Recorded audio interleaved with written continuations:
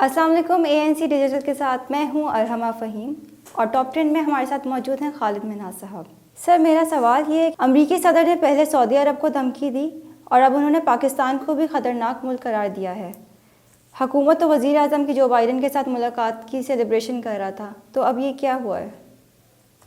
بہت شکریہ اور ناظرین آپ کو بہت بہت ویلکم. آپ ANC ڈیجیٹل کے ساتھ جڑے ہوئے ہیں اور آپ سے یہی گزارش ہے کہ ہمارے اس چینل کو سبسکرائب کر لیجیے تاکہ مزید جو کانٹینٹ اس طرح کا ہم جنریٹ کریں وہ آپ تک بر وقت پہنچ سکے.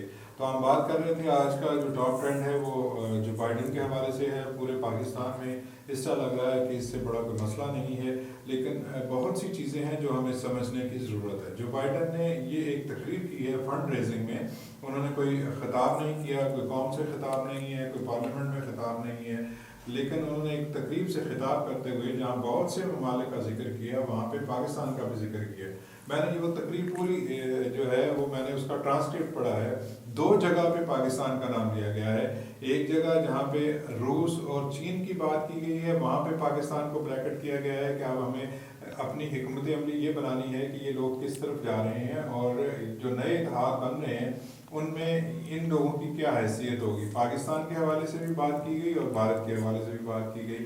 پھر انہوں نے اس کے ساتھ ہی بات کی کہ انہوں نے جو ہے کافی عرصے تک کام کیا ہے چین کے صدر کے ساتھ. تو چین کے صدر صاحب جو ہے وہ بہت کچھ کرنا چاہتے ہیں لیکن ان کو بہت سی مشکلات جو ہیں ان کو درپیش ہیں. اس کے بعد پھر انہوں نے بات کیا کہ ہمیں یہ چیزیں دیکھنی ہیں کہ ہم دنیا کو کس طرح لیڈ کر سکتے ہیں اور جو ہمارے مسائل ہیں ہم ان مسائل سے کس طرح چھٹکارا حاصل کر سکتے ہیں اور دنیا کو ہم کس طرح آگے لے کے چل سکتے ہیں. اس پہ وہ گفتگو کر رہے تھے اور ساتھ ہی انہوں نے یہ کہا کہ ان میں ایک پاکستان بھی ہے جو دنیا کی خطرناک ترین اقوام میں شامل ہے اور اس کی وجہ انہوں نے یہ بتائی کہ ان کی جو نیوکلیئر کیپیبلٹی ہے, جو نیوکلیئر صلاحیت ہے, جو ایٹمی ہتھیار ہیں, جو جوہری ہتھیار ہیں پاکستان کے, وہ بے ربط ہیں, ان میں کوئی ہم آہنگی نہیں ہے. اس کا مطلب یہ ہوا کہ بے ربط اور ہم آہنگی کی جو بات کی ہے وہ ہے کمانڈ اینڈ کنٹرول سسٹم. ان کا یہ کہنا ہے کہ پاکستان کا کمانڈ اینڈ کنٹرول سسٹم جو ہے وہ ٹھیک نہیں ہے جس کی وجہ سے دنیا کو خدشات لاحق ہوتے ہیں.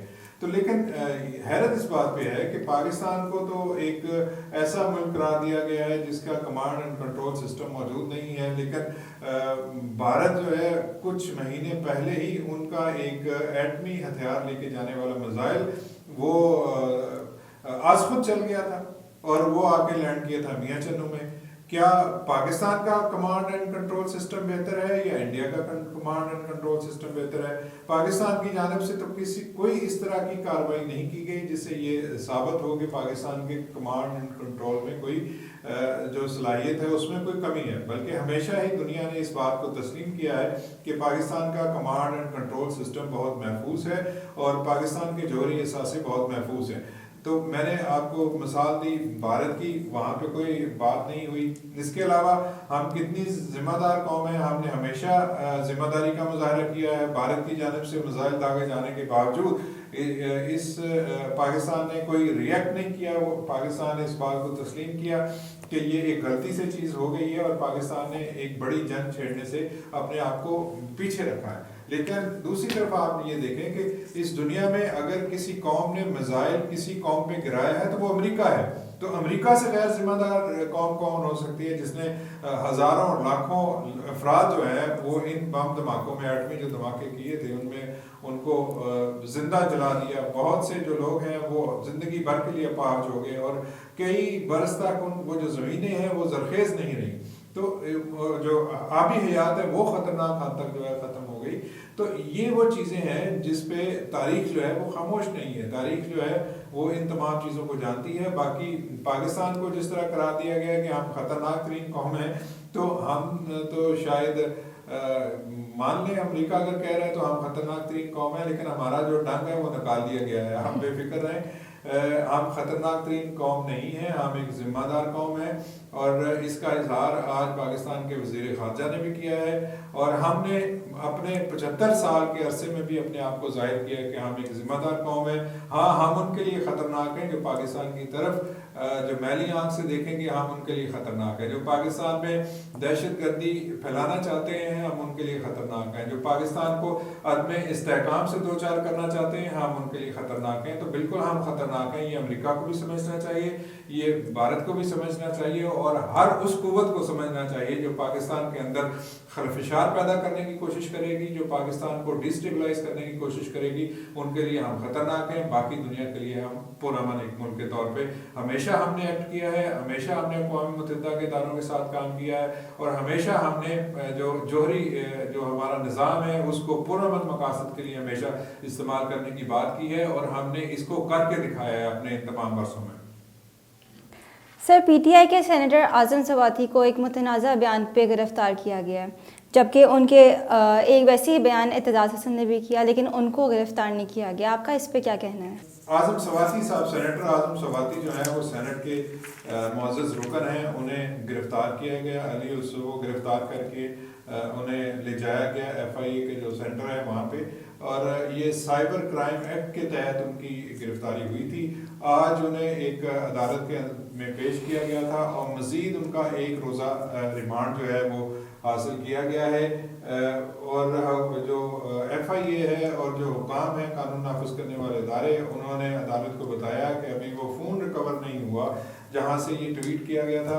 आज़म सवाती साहब ने इस बात को तस्लीम कर लिया है कि उनके वेरीफाइड अकाउंट से ये चीज़ें हुई हैं और वो इस बयान को तस्लीम करते हैं। इसके बाद अब कानून नाफिज करने वाले इदारे वो इस बात का सिराग लगाने की कोशिश कर रहे हैं कि इसके पीछे कौन सी बातें हैं। जी मैं आगे चल के बताता हूँ। पहले आपने ये कहा कि एतजाज़ अहसन के ख़िलाफ़ इस तरह की कार्रवाई क्यों नहीं की, तो उनके ख़िलाफ़ भी इस तरह की कार्रवाई होनी चाहिए थी, लेकिन एक खदशा मौजूद था कि एतजाज़ अहसन जो है वो बुनियादी रुकन है पाकिस्तान पीपल्स पार्टी के। पाकिस्तान पीपल्स पार्टी चूँकि उनके साथ मरकज़ में मौजूद है तो इसलिए ये ख्याल किया जा रहा है कि पाकिस्तान पीपल्स पार्टी की वजह से उन्हें गिरफ्तार नहीं किया गया, लेकिन पाकिस्तान पीपल्स पार्टी ने उनसे अलहदगी इख्तियार कर ली है और उन्होंने कहा है कि हमारा इस बयान से कोई ताल्लुक नहीं है। इसके साथ साथ जो सदर हैं यहाँ के कायम मुकाम पंजाब के, उन्होंने इस ना सिर्फ इस बयान से ताल्लुकी का ऐलान किया है बल्कि पार्टी से ये कहा है कि उनकी बुनियादी रुकनीत को ख़त्म किया जाए। सेंट्रल एग्जीक्यूटिव कमेटी में वो रुकन है पाकिस्तान पीपल्स पार्टी के, इसका भी मुतालबा किया जा रहा है कि वो पाकिस्तान की जो सेंट्रल एग्जीक्यूटिव कमेटी है पीपल्स पार्टी की, उनकी रुकनीत से भी उनको फारिग किया जाए। फिर इसके साथ साथ ये भी कहा जा रहा है कि ज़मान पार्क में जहाँ पे उनका घर है एतजाज़ अहसन का, उनके घर के सामने एहतजाज भी किया जाएगा। तो एतजाज़ अहसन को इसलिए भी गिरफ्तार नहीं किया गया, एक तो वो पाकिस्तान पीपल्स पार्टी से थे और दूसरा यह है कि अगर एतजाज़ अहसन को गिरफ्तार किया जाता है तो एतजाज़ अहसन जो है वो इतने कद काट के वकील हैं और इतने मायानाज कानूनदान हैं कि अगर उनको गिरफ्तार किया जाएगा तो इस बात का खदशा मौजूद है कि पाकिस्तान की जो अदालतें हैं और पाकिस्तान के जो कानून नाफिज करने वाले जो लोग हैं, एडवोकेट्स हैं, वकला बरादरी जो है वो उनके पीछे खड़ी हो जाएगी और हुकूमत इस मौके पे कोई ऐसा जो है वो रिस्क नहीं लेना चाहती जिसकी वजह से एक और तहरीक उसके खिलाफ खड़ी हो जाए। पहले इमरान खान जो है वो हुकूमत के ख़िलाफ़ एक बड़ी तहरीक शुरू करने का वो इरादा रखते हैं। अगर एतजाज़ अहसन के ख़िलाफ़ भी इस तरह की कार्रवाई को शुरू कर दी उन्होंने तो इसका खमियाजा जो है वो हुकूमत को भुगतना पड़ेगा। अब ये चीज़ है कि आज़म सवाती को क्यों गिरफ्तार किया गया। आज़म सवाती का जो बयान है वो उस बयान का हिस्सा है जो इमरान खान अपना बयानिया कौम के सामने रख रहे हैं और वो वाज़े तौर पे जनरल बाजवा पे अटैक कर रहे हैं, वो वाज़े तौर पे फ़ौज पे अटैक कर रहे हैं। और आप इस बयान को उनके जो तर्जुमान थे शहबाज गिल के बयान के साथ जोड़ के देखिए, उन्होंने भी फ़ौज को टारगेट करने की कोशिश की है और आज़म सवाती साहब ने भी फ़ौज को टारगेट किया और आज़म सवाती साहब ने तो बराह रास्त जनरल बाजवा का नाम लिया है और इसलिए हुकूमत जो है उनको कोई लीवरेज नहीं देना चाहती। पाकिस्तान तहरीक इंसाफ चूँकि वो करने जा रहे हैं, एक बहुत बड़ा एहतजाज करने की कॉल दे रहे हैं, तो इसलिए वो किसी न किसी बहाने से इन तमाम चीज़ों को, इन तमाम लोगों को अकाउंटेबल करेंगे। उनकी गिरफ्तारियाँ होंगी, मज़ीद लोगों की गिरफ्तारियाँ होंगी। इमरान खान के ख़िलाफ़ जो FIA ने पर्चा दर्ज किया था मनी लॉन्ड्रिंग में, उनमें भी 17-18 लोग शरीक हैं, उनकी गिरफ्तारी का भी अमल शुरू होगा। तो इसलिए मज़ीद गिरफ्तारियाँ होंगी और आज़म सवाती को इसलिए किया गया और एतजाज़ अहसन को इसलिए नहीं किया गया कि उनके पीछे एक वकला बरादरी है और पाकिस्तान पीपल्स पार्टी से चूँकि उनका ताल्लुक था। तो ये थी वो अपडेट ताज़ा तरीन जो मैं आपके साथ शेयर था। सर, इमरान खान और हुकूमत के दरमियान जो रस्साकशी चल रही थी ज़िमनी इलेक्शंस को लेके, تو اب جو ہے کل 16 اکتوبر کو جنرل الیکشنز ہو رہے ہیں، تو آپ اس پہ کیا کہیں گے؟ دیکھیں کل انتخابات ہو رہے ہیں، ضمنی انتخابات. پاکستان تحریک انصاف نے اس پہ بھرپور اپنی مہم چلائی ہے اور بھرپور انتخابی مہم میں حصہ لیا ہے. پی ٹی ایم بھی جو ہے اس نے بھی انتخابی مہم میں حصہ لیا، لیکن ہم نے یہ دیکھا ہے کہ پاکستان مسلم لیگ نون جو ہے وہ اس طرح اس تمام چیزوں کو لے کر نہیں چل سکی. تو پاکستان تحریک انصاف کی پوری کوشش یہ ہے کہ ان نشستوں پہ عمران خان کامیاب ہوں. آپ جانتے ہیں کہ ایک نشست کے علاوہ باقی تمام نشستوں پہ عمران خان امیدوار ہے، اور ایک نشست اس پہ وہ امیدوار نہیں ہے. وہاں پہ شاہ محمود قریشی کی بیٹی لڑ رہی ہیں، ان کے مقابلے میں یوسف رضا گیلانی صاحب کے بیٹے لڑ رہے ہیں. تو اب یہ دیکھنا ہے کل کا جو انتخاب ہے وہ بہت سی چیزوں کو واضح کرے گا. اگر کلین سویپ عمران خان کر جاتے ہیں تو اس کا مطلب یہ ہوگا کہ عمران خان کی پاپولیرٹی کم نہیں ہوئی، وہ ایک نئے جذبے کے ساتھ، وہ ایک نئے ولولے کے ساتھ حکومت کے خلاف اور حکومت کو گرانے کے لیے اپنا پورا زور لگائیں گے، اور حکومت کی یہ کوشش ہوگی کہ وہ زیادہ سے زیادہ سیٹیں جیتیں. اور یہ 10 جو حلقے ہیں جن میں انتخابات ہو رہے ہیں، میری اطلاع کے مطابق ان میں حکومت نے اور پی ڈی ایم نے بہت سا ورک کیا ہے، اور ان تمام امیدواروں کو بٹھایا گیا ہے جس کی وجہ سے پچھلے انتخابات میں لوگ نہیں جیت سکے تھے. اب جو ہے ایک چیز یہ ان کی عوام میں یہ بیان کرنے کی کوشش کی جا رہی ہے کہ اگر عمران خان جیت بھی گئے تو پھر ایک دفعہ پھر سے انتخابات ہونے ہیں، اس لیے اگر وہ ووٹ دیتے بھی ہیں تب بھی ان کا ووٹ ضائع جائے گا، اور اگر وہ دوسرے امیدوار کو کامیاب کراتے ہیں تو ہو سکتا ہے وہ جو ہے انتخاب جیتنے کے بعد وہ ان کے کوئی کام کر سکے اور ان کے حل کے لیے کوئی کام کر سکے. لیکن یہ بہت بڑا چیلنج ہے پی ڈی ایم کے لیے بھی، وفاقی حکومت کے لیے بھی، اور خود عمران خان کے لیے بھی کہ وہ جیت سکتے ہیں یا نہیں جیت سکتے. یہ ایک بڑی سیاسی تحریک کا پیش پیما ہوگا. عمران خان کے لیے اس میں جو ہے دونوں طرف سے فائدہ ہے. اگر وہ یہ جیت جاتے ہیں، یہ ساری نشستیں جیت جاتے ہیں یا اکثریت جیت جاتے ہیں، تو وہ انہیں یہ بیان کرنے میں خاصی جو ہے وہ آسانی ہوگی کہ دنیا جو ہے، عوام جو ہے اب بھی ان کے ساتھ ہے، اور وہ ملک کے اندر ایک بڑا انقلاب لانے کی جو ہے وہ صلاحیت رکھتے ہیں. اگر وہ ہار جاتے ہیں تب بھی ان کے لیے فائدہ یہ ہے کہ وہ دنیا کو یہ کہیں گے کہ میں پہلے ہی کہتا تھا کہ الیکشن کمیشن جو ہے وہ ملا ہوا ہے، وہ دھاندلی کرے گا، اور ہماری جو جیتی ہوئی نشستیں ہیں ان میں ان کو بھی دھاندلی کی وجہ سے جو ہے وہ ہرا دیا گیا ہے. تو اس لیے یہ جو ہے پاکستان کے عوام کے ساتھ دھوکہ ہوا ہے، پاکستان تحریک انصاف کے ساتھ دھوکہ ہوا ہے. تو دونوں صورتوں میں عمران خان کو فائدہ ہی پہنچے گا. مسلم لیگ نون اور جو ان کی اتحادی جماعتیں ہیں ان کو صرف یہ فائدہ پہنچے گا اگر وہ یہ نشستیں جیتتے ہیں، تو پھر انہیں شاید یہ کہنے کا موقع ملے کہ عوام جو ہے عمران خان سے پیچھے ہٹ رہے ہیں، اور پاکستان کی جو تحریک انصاف ہے اس سے عوام اور ان کے بیانیے سے عوام دور ہو.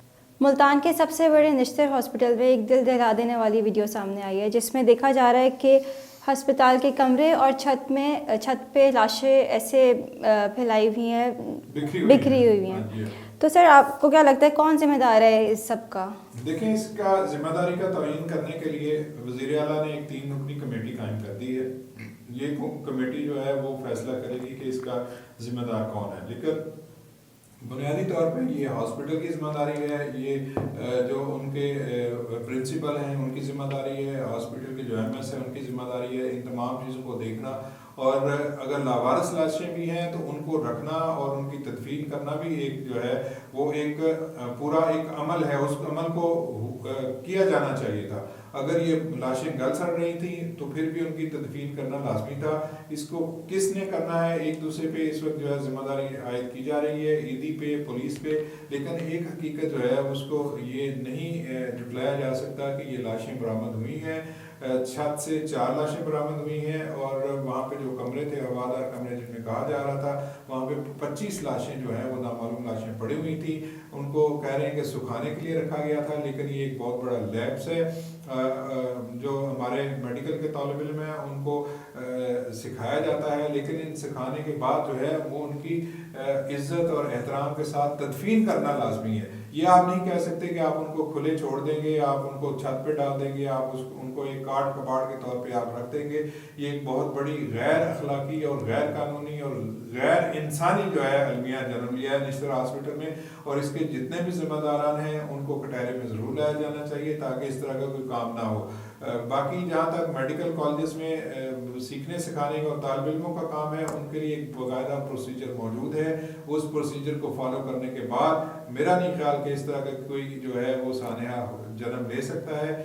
یہ صرف لاپرواہی کی گئی ہے یا صرف مال پانی کسی جگہ سے بنانے کی کوشش کی گئی ہے. آپ کو میں یہ بھی بتاتا چلوں کہ بہت سے میڈیکل کالجز جو نجی شعبے میں قائم ہیں وہ اس طرح کی لاشیں خریدتے بھی ہیں، اور چونکہ انہیں پرفارم کرانے ہوتے ہیں اپنے بچوں کو پریکٹیکل، تو وہ گورکن کے ساتھ مل کے اور اس طرح کے لوگوں کے ساتھ مل کے لاوارث لاشوں کو لیتے ہیں اور پھر ان کو اپنے بچوں کو سکھانے کا کام کرتے ہیں. لیکن اس کے لیے بھی ایک باقاعدہ طور پہ ایک نظام وضع ہونا چاہیے کہ وہ کون سی لاشیں ہوں گی جو ان کے حوالے کی جائیں گی، اور ان کا باقاعدہ طور پہ ان کی تشہیر کی جائے گی، ان کی تصویریں لی جائیں گی، اور مشتہر کرنے کے بعد اگر ان کے لاوارث جو وارث ہیں ان کے نہیں ملیں گے تو پھر ان لاشوں کو ان کے حوالے کیا جانا چاہیے. لیکن اس کا ایک مکمل نظام موجود ہے، اس نظام کو بروئے کار لانے کی کوشش کرنی چاہیے. جو لوگ اس میں ملوث پائے گئے ہیں ان کے خلاف تادیبی کارروائی کرنا بہت ضروری ہے. ناظرین، شو کا وقت اب ختم ہو گیا ہے. اپنا فیڈ بیک کمنٹ سیکشن میں ضرور دیجیے گا. اللہ حافظ.